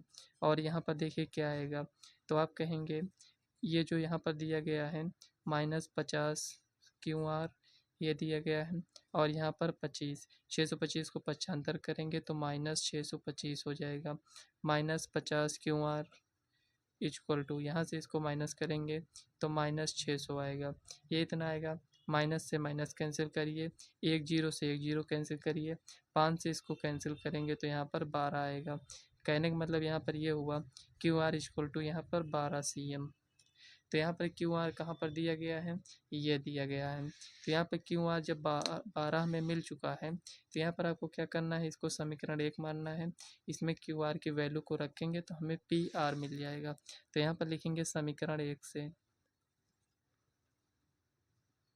समीकरण 1 में क्या है, तो यहाँ पर लिखेंगे P R equal to 25 minus Q R, यहाँ पर लिखेंगे 25 माइनस क्यू आर कितना है 12, तो यहाँ पर ये मिल जाएगा 13, ये इतना आ चुका है। आपको ऐसे सॉल्व करना होगा, ये नहीं कि आप यहाँ से याद कर जाएं और आप यहाँ पर डायरेक्ट लिख दें, ऐसा नहीं करना है, ध्यान देना है। नहीं तो आपको 4 नंबर का क्वेश्चन है, आपको 2 नंबर या 1 नंबर दे देंगे। तो यहाँ पर देखिए यहाँ पर आर क्यू आर कितना मिला है 12, पी आर कितना मिला है 13। ऐसे तो हम भी इसको सॉल्व कर सकते थे, लेकिन यहाँ पर ये आपको इसी टाइप से सॉल्व करना था। नहीं तो अगर सॉल्व ही नहीं करना होता तो इस टाइप से क्यों दिया गया होता, ये आप समझ सकते हैं। तो यहाँ पर अब हमें ज्ञात करना है साइन पी। तो साइन पी इक्वल टू क्या होता है, लंब बटे कर्ण होता है। ये हो गया साइन पी लंब बटे कर्ण। तो यहाँ पर देखिए पी ये दिया गया है, तो लंब कितना है 12 है, ये 13 है, तो यहाँ पर लिखेंगे 12/13 मतलब 12/13 ये आ गया। और यहाँ पर हमें और क्या ज्ञात करना है, कॉस भी कितना होता है, आधार बटे कर्ण मतलब बेस अपान हाइपोटेनस। तो यहाँ पर देखिए आधार कितना है, तो यहाँ पर त्रिभुज में देखते हैं आधार कौन सा है। इसका पी का आधार यहाँ पर ये, अगर पी को यहाँ पर लिखे होते तो इसका आधार ये होता। इसका जो इसके सामने होता है ये हमेशा लंब होता है, ये कर्ण होता है, और यहाँ पर ये आपका आधार हो जाएगा। अगर इसको पी मानेंगे तो इसके सामने हमेशा लंब होगा, जो कर्ण है वो कर्ण ही रहेगा, ये आपका बेस बन जाएगा। बहुत सारे स्टूडेंट को यहीं पर डाउट रहता है। तो यहाँ पर देखिए आधार कितना है 5 है, कर्ण कितना है 13 है। अब यहाँ पर tan p ज्ञात कर लेते हैं। tan p क्या होता है, लंब बटे आधार। लंब यहाँ पर कितना दिया गया है 12, आधार कितना है 5, तो यही सब आपका फाइनल आंसर हो जाएगा। इसी टाइप से आपको सॉल्व करना है। तो इतना समझ में आ गया, तो चलिए नेक्स्ट क्वेश्चन को देखते हैं क्या दिया गया है। तो यहाँ पर देखिए समांतर श्रेणी का ये क्वेश्चन इसमें दिया गया है। इसमें कह रहा है उस समांतर श्रेणी के प्रथम 51 पदों का योग ज्ञात कीजिए जिसके दूसरे और तीसरे पद क्रमशः 14 और 18 हैं। यहाँ पर देखिए हमें 51 पदों का योग ज्ञात करना है। सबसे पहले हमें यहाँ पर पदों का योग मतलब जितने पदों का योग ज्ञात करना है उसका फार्मूला हमें पता होना चाहिए। और यहाँ पर एनवा पद हमें यहाँ पर जैसे ये दिया गया है दूसरा पद और तीसरा पद, ये फार्मूला आना चाहिए, तब हम इस क्वेश्चन को सॉल्व करेंगे। अब देखिए 51 पदों की योगफल ज्ञात करने में यन तो हमें ये दे दिया है कि यन कितना है 51 है, और हमें यहाँ पर पहला भी पद चाहिए और डी भी चाहिए, डी मतलब सौरभंतर भी चाहिए। तो ये हमें कहाँ से मिलेगा, ये जो यहाँ पर दिया गया है दूसरा और चौथा तीसरा पद, इससे हमें डी मिल जाएगा और इसी से हमें ए भी मिल जाएगा। तो चलिए सॉल्व करते हैं। तो यहाँ पर देखिए हमें ज्ञात क्या करना है, दिया क्या है, तो यहाँ पर लिखेंगे दिया है। दिया है क्या लिखा है, लिखेंगे यहाँ पर शॉर्ट में आपको लिखना है। दूसरा पद दिया गया है A2 इक्वल टू यहाँ पर 14 दिया गया है, और यहाँ पर दिया गया है A3 इक्वल टू तीसरा पद यहाँ पर 18 दिया गया है। हमें ज्ञात क्या करना है, ये समझिए ज्ञात करना है मतलब हमें 51 पदों का योगफल ज्ञात करना है। तो यहाँ पर हमें ऐसे 51 लिखना है, ये इतना हमें इसको ज्ञात करना है, इतने आपको इसको लिख देना है। तो यहाँ पर लिखेंगे सॉल्यूशन।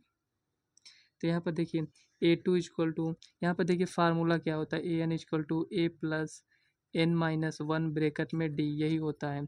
दूसरा पद ज्ञात करना है तो 2 लिखिए, तीसरा ज्ञात करना है तो 3 लिखिए। A2 इक्वल टू यहाँ पर क्या लिखेंगे, A हमें नहीं ज्ञात है, प्लस N कितना है यहाँ पर 2 है, -1, D कितना है नहीं ज्ञात है, ये हो गया। A2 कितना है यहाँ पर 14 दिया गया है इक्वल टू A प्लस, यहाँ पर देखिए 2 में से गया एक यहाँ पर D, तो कुल मिलाकर A प्लस D हमें हमारे पास कितना आया है 14 आया। अब यहाँ पर इससे हम देखते हैं, तो यहाँ पर लिखेंगे A3 equal to A plus यहाँ पर 2D आ जाएगा। डायरेक्ट इसको सॉल्व किए हैं। यहाँ पर देखिए 2 रखे थे तो 1 मिला था, यहाँ पर 3 में से 1 जाएगा तो 2 मिलेगा, ये आ गया। तो A3 कितना है यहाँ पर 18 है, तो यहाँ पर लिखेंगे A plus 2D equal to 18, तो यहाँ पर A plus 2D equal to यहाँ पर 18। समीकरण 1 और समीकरण 2 ये मिल गया हमारे पास। अब यहाँ पर क्या करेंगे, समीकरण 2 से समीकरण 1 को घटाएंगे। समीकरण 2 से समीकरण 1 को घटाने पर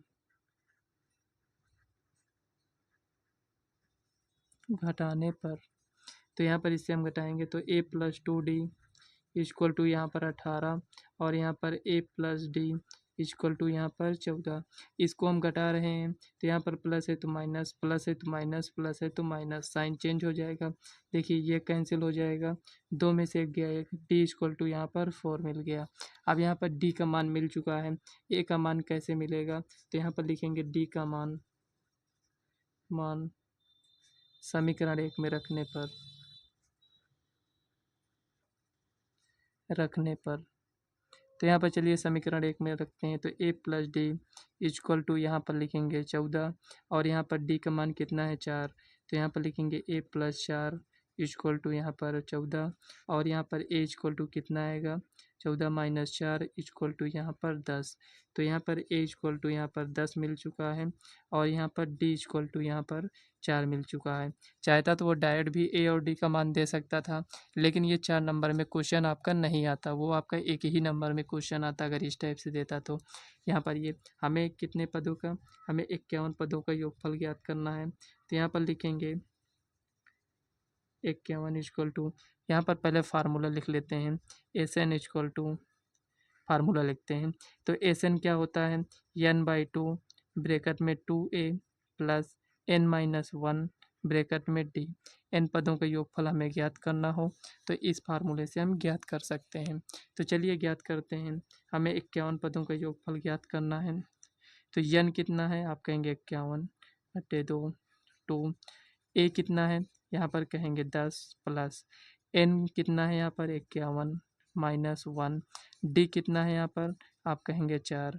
तो यहाँ पर देखिए जब आपको फार्मूला याद होगा तो आपको खुद ही समझ में आ जाएगा कि यहाँ पर हमें क्या पहले से ज्ञात है, क्या हमें ज्ञात करना है। देखिए हमें फार्मूला पहले से याद था, तो यहाँ पर n का मान, तो यहाँ पर ये 51 पहले से दे दिया गया था कि 51 पदों का योगफल ज्ञात करना है। लेकिन यह हमारे मन में ये आया कि इसमें ए भी है, डी भी है, लेकिन इसका मान तो ज्ञात नहीं है। तो यहाँ से हम ए और डी का मान ज्ञात कर लिए हैं। देखिए जब कुछ दिया नहीं रहेगा तो उससे रिलेटेड कुछ दिया रहेगा। जैसे यहाँ पर ये पहले से दे दिया गया था कि दूसरा पद 14 दिया गया, तीसरा पद 18। तो इससे हमें ये समझ में आया कि इसी से हमें ए और डी का मान मिल जाएगा। अब इसको सॉल्व कर लीजिए। तो यहाँ पर देखिए इतना हम नोट कर चुके हैं, तो अब इसको सॉल्व करते हैं। तो यहाँ पर 51/2 हो जाएगा और यहाँ पर 10 × 2 यानी 20 प्लस 51 में से 1 गया 50, 50 को 4 से गुणा करेंगे तो 200 आएगा। ये इतना आ चुका है। अब इसको सॉल्व करिए, 51/2 इंटू यहाँ पर 200 और 20 को ऐड करेंगे तो 220 मिलेगा। ये मिलेगा, इससे कैंसिल, 2 × 2 2, 2 × 2 2 को 0, ये आ जाएगा। अब इसको यहाँ पर गुणा कर लीजिए। तो यहाँ पर गुणा करना है तो 0 है तो 0 लगा दीजिए। 11 का नाम 11 का 1 हो जाएगा, हासिल आया 1, 11 × 5 = 55, 1 56। तो ये आपका फाइनल आंसर हो जाएगा। 51 पदों का योगफल कितना आएगा, 56 10 आएगा। ये इतना आपका आंसर हो जाएगा। इसी टाइप से सॉल्व करना है। कहीं पर कोई भी डाउट हो तो फ्रेंड्स आप कमेंट कर पूछ सकते हैं, वैसे भी आपको डाउट नहीं होना चाहिए। हम कई सीरीज ऐसे ये हम सॉल्व करेंगे, तो इससे आपको क्या होगा कि एग्ज़ाम आते आते फ्रेंड्स आपका ये कंप्लीट भी हो जाएगा। आपको क्या करना है, सॉल्व भी करते रहना है। ऐसा नहीं करना है कि वीडियो देख लिए हो गया, आपको सॉल्व करते चलना है, ताकि जहाँ तक हम सॉल्व कर पाएँ वहाँ तक आप भी सॉल्व किए रहेंगे तो ज़्यादा सही रहेगा। तो चलिए नेक्स्ट क्वेश्चन देखते हैं कि क्या दिया गया है। यहाँ पर दिया गया है इसमें 4 नंबर क्वेश्चन में, कह रहा है कोई बर्तन एक खोखले अर्धगोले के आकार का है जिसके ऊपर एक खोखला बेलन अध्यारोपित है। अर्धगोले का व्यास 14 सेंटीमीटर है और इस बर्तन की कुल ऊंचाई 13 सेंटीमीटर है। इस बर्तन का आंतरिक पृष्ठीय क्षेत्रफल ज्ञात कीजिए। तो चलिए बहुत ईजी क्वेश्चन है। कह क्या रहा है पहले इसको समझिए तभी ईजी होगा। जब यही नहीं समझ में आएगा कि कह क्या रहा है तो कहाँ से ईजी होगा। कह रहा है कि कोई एक बर्तन है जो अर्धगोले के आकार का है, मतलब पूरा गोला नहीं है, वो आधा गोला है, और कह रहा है उसके ऊपर एक खोखला बेलन भी रखा है। और यहाँ पर कह रहा है इसका अर्धगोले का व्यास कितना है, 14 सेंटीमीटर दिया गया है, और पात्र की कुल ऊंचाई, मतलब जो अर्धगोला है और जो बेलन रखा है दोनों की अगर कुल ऊंचाई देख लें तो यहाँ पर कितना दिया गया है, 13 सेंटीमीटर है। तो कह रहा है इस बर्तन का आंतरिक पृष्ठीय क्षेत्रफल ज्ञात कीजिए। तो चलिए इसको सॉल्व करते हैं। तो यहाँ पर देखिए सबसे पहले यहाँ पर हम फिगर बनाते हैं, उसके बाद यहाँ पर इसको हम समझेंगे जो भी दिया गया है। तो यहाँ पर ये आपका 4 नंबर क्वेश्चन है। तो यहाँ पर 4 नंबर क्वेश्चन लिख लेते हैं। यहाँ पर देखिए हमें अर्धगोला बनाना है पहले, तो यहाँ पर अर्धगोले को हम पहले बना लेते हैं। यहाँ पर ये अर्धगोला कुछ इस टाइप से आपका बनेगा। तो यहाँ पर ये अर्धगोला है, ये यहाँ पर बन चुका है अर्धगोला। कह रहा है इसके ऊपर क्या है, बेलन अध्यारोपित है, तो बेलन इसके ऊपर अध्यारोपित है, तो ये इस टाइप से होगा बेलन। ये आ गया, ये आपका बेलन बन गया है। यहाँ पर ये इस टाइप से है। आपको ये समझना है यहाँ पर कि ये जो यहाँ पर ये पूरा बना है इसकी कुल ऊंचाई कितना है, तो आप कहेंगे 13 सेंटीमीटर है। ये आ गया। अब इसमें व्यास दिया गया है, यहाँ पर देखिए अर्धगोले का ये पूरा व्यास दिया गया है, कितना है, 14 सेंटीमीटर। हमें त्रिज्या ज्ञात करना है तो कितना होगा, 7 सेंटीमीटर। ये हो जाएगा। अब यहाँ पर देखिए ये जो अर्धगोला है और ये जो बेलन है, बेलन जो है ये अर्धगोले के ऊपर ही रखा है, तो जितना इसका व्यास होगा उतना इसका भी व्यास होगा, मतलब त्रिज्या 7 सेंटीमीटर है तो इसकी त्रिज्या भी 7 सेंटीमीटर होगा। तो यहाँ पर आपको लिखना है दिया है। यहाँ पर लिखेंगे बर्तन की कुल ऊंचाई, बर्तन की कुल ऊंचाई कितना है 13 सेंटीमीटर। अर्धगोले का व्यास कितना है, का व्यास 14 सेंटीमीटर दिया गया है। तो यहीं से हम त्रिज्या ज्ञात कर लेंगे। तो यहाँ पर 14/2 इक्वल टू 7 सेंटीमीटर, ये हो गया। अब यहाँ पर लिखेंगे बेलन की ऊंचाई,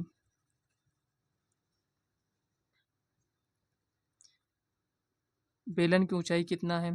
तो यहाँ पर देखिए आप इसको समझिए, यहाँ पर कुल ऊंचाई कितना है 13, तो ये त्रिज्या है तो ये भी तो उतना ही होगा जितना ये है, ये भी त्रिज्या है। ये मतलब कि अगर देखें तो ये भी 7 होगा, ये पूरा कितना है 13 है। अगर यहाँ से हम 7 माइनस कर देंगे तो ये कितना बचेगा, आप कहेंगे 13 में से 7 को माइनस करेंगे तो 6 बचेगा। तो यहाँ पर लिखेंगे 13 - 7 इक्वल टू 6 सेंटीमीटर। ये क्या है, बर्तन, ये बेलन की ऊंचाई हो गया। बेलन की ऊंचाई कितना है 6 सेंटीमीटर। इसको क्यों ज्ञात कर रहे हैं, ये आपको पहले ही आपके दिमाग में आना चाहिए कि हम क्यों ज्ञात करेंगे। क्योंकि यहाँ पर कह रहा है बर्तन का आंतरिक पृष्ठीय क्षेत्रफल, तो वहाँ पर आंतरिक पृष्ठीय क्षेत्रफल में क्या होगा, गोले का पृष्ठीय क्षेत्रफल होगा और यहाँ पर बेलन का पृष्ठीय क्षेत्रफल। बेलन का पृष्ठीय क्षेत्रफल क्या होता है 2πr/h, तो इसीलिए यहाँ पर हम h ज्ञात कर रहे हैं। तो यहाँ पर लिखेंगे ज्ञात करना है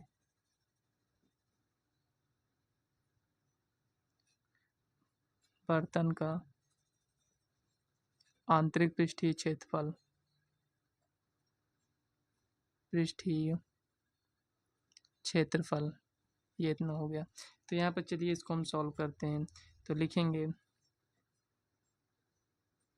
बर्तन का आंतरिक पृष्ठीय क्षेत्रफल, आंतरिक पृष्ठीय क्षेत्रफल क्या हो जाएगा, बेलन का पृष्ठीय क्षेत्रफल क्या होगा 2πr/h। अर्धगोले का क्या होता है, गोला होता तो 4πa², अर्धगोला है तो उसका आधा मतलब 2πr²। ये हो गया। हम इसमें ज़्यादा मेहनत नहीं करना चाहते हैं क्योंकि यहाँ पर ये कॉमन आ जाएगा। तो चलिए कॉमन ले लेते हैं, 2πr तो हम कॉमन ले ही सकते हैं, h बचेगा प्लस यहाँ पर 2πr कॉमन हो गया तो r² था तो r बचेगा। ये इतना आ चुका है। यहाँ पर इसको आप सॉल्व करिए तो आप कहेंगे यहाँ पर 2 पाई का मान 22/7 रखिए, आर कितना है त्रिज्या 7 है, एच कितना है 6 है, त्रिज्या कितना है 7 है, इक्वल टू यहाँ पर इससे ये कैंसिल, 22 दूना 44 और यहाँ पर 7 6 13, 13 चौको 52 का 2 हासिल आया 5, 13 चौको 52 5 57, ये आ चुका है। कितना आया 572 सेंटीमीटर स्क्वायर। तो यही आपका फाइनल आंसर हो जाएगा। बस इतने में आपका क्वेश्चन ये सॉल्व हो चुका है। तो यहाँ पर देखिए जितने भी 4 नंबर वाले क्वेश्चन थे उन सभी क्वेश्चन को फ्रेंड्स हम सॉल्व कर चुके हैं। आगे के जितने भी 6 नंबर वाले क्वेश्चन हैं उसे हम नेक्स्ट वीडियो में सॉल्व करेंगे क्योंकि वीडियो बहुत ज़्यादा लंबी हो जाएगी, इसलिए हम यहाँ पर सॉल्व नहीं करेंगे। तो 6 नंबर वाले जितने भी क्वेश्चन होंगे उसे हम नेक्स्ट वीडियो में सॉल्व करेंगे। तो आज की ये वीडियो आपको कैसी लगी कमेंट बॉक्स में ज़रूर बताइएगा। आपको अगर कोई भी चैप्टर में जैसे बुक से कोई भी चैप्टर आप पढ़ रहे हैं उसमें कोई भी डाउट होता है तो आप कमेंट कर पूछ सकते हैं। तो फ्रेंड्स वीडियो कैसी लगी कमेंट बॉक्स में ज़रूर बताइएगा। वीडियो पसंद आए तो वीडियो को लाइक और चैनल को सब्सक्राइब कर लीजिएगा ताकि आने वाले वीडियो का नोटिफिकेशन आप तक सबसे पहले पहुँचे। और इस वीडियो को अपने फ्रेंड्स को भी ज़्यादा से ज़्यादा शेयर करिएगा। तो चलिए फ्रेंड्स मिलते हैं नेक्स्ट वीडियो में, तब तक के लिए बाय।